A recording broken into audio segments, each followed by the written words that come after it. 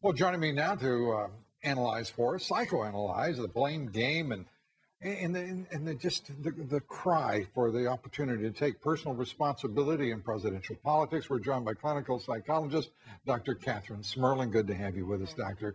And Dr. Jeffrey Gardere, psychologist, assistant clinical professor at Touro College of Osteopathic Medicine. Thank you, Doctor. Always a pleasure. Your reaction to this blaming Romney for what he said and calling it twisting, when what they do is roll the tape, as the saying goes. Absolutely. One of the things that I find so strange about Obama is that he does not know how to apologize. He does not know how to humbly apologize, which would ingratiate himself with the American people. He took a stand which blamed someone else. And I don't know if it's because of his rigid sense of discipline or his rigid sense of structure, but it's obviously he made a mistake. He would be so much more endearing to the American public if he, like Clinton, in his own endearing way, with all of his human foibles, was able to say, hey, I made a mistake. Yeah, that's an interesting point. And Doctor, I mean, you're talking about two men who are immensely likable as president, in Bill Clinton and President Obama. But in the former instance, there was great charm about President Clinton. That is absent in this president. What say you? Well, I don't know whether the charm is absent. Perhaps he could be a little bit more humble, as you talked about. I think but strictly from the psychological point of view, that's how I avoid the politics. Okay. What I see here is perhaps some projection. It's not me, it's you. As you know, that's one of the defense mechanisms that is used by people who want to preserve a sense of self and as well as their image. So that may be part of what's going on. What may be missing in charm that I see in this particular president is that he can be very compassionate. As we saw with the shootings in Colorado, there was no better man, no better president to go in and console the families of the victims. And that's something that he may excel in. That being said, maybe there are other places in his personality that he certainly can continue to work on as he matures in life. What I found so odd about this is that he's a wonderful orator. He's very careful with his words, and he flubbed this up immensely. And I just wonder if there's a crack in his personality or something else that is going on that would cause him... When you say it, you're referring to the Friday the 13th comment in which he talked about the small businesses. Yes. He's a wonderful orator. He really is. And this was such a flagrantly silly, insensitive thing to say. Yeah.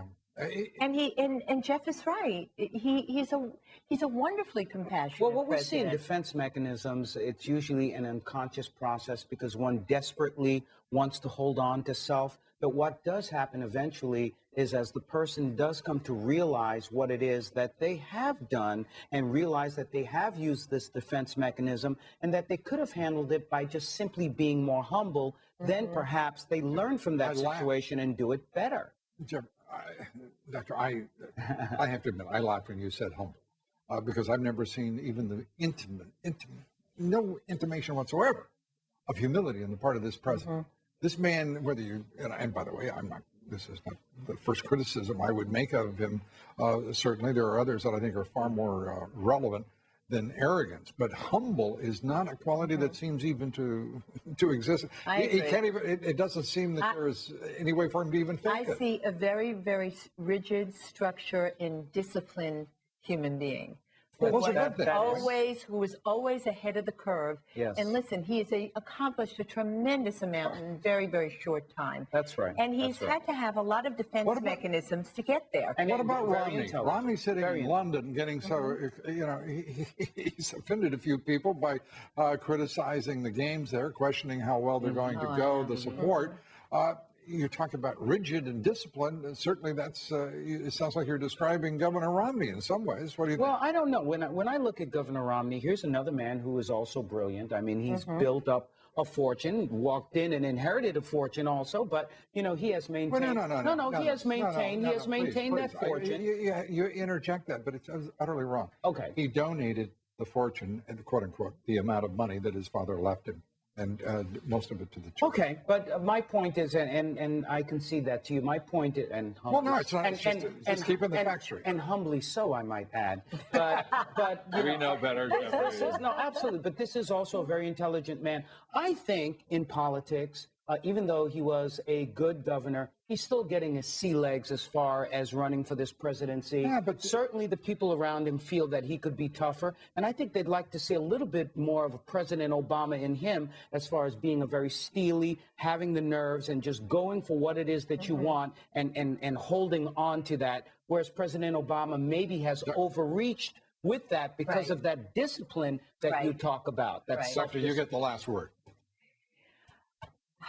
The quick word. Obama really needs to project his presidency so he becomes someone that we can all look up to. Because right now he appears so wooden as a human being that we need to feel as though he can lead as well as admit his mistakes, as well as being more of a human being. We don't see him as a human being. We want to look at him as someone we can follow as our role model. And right now, he's not. Thank you both for being here. We appreciate it. Thank you. Thank you. Humbly, I say thank you. Up next, new poll results.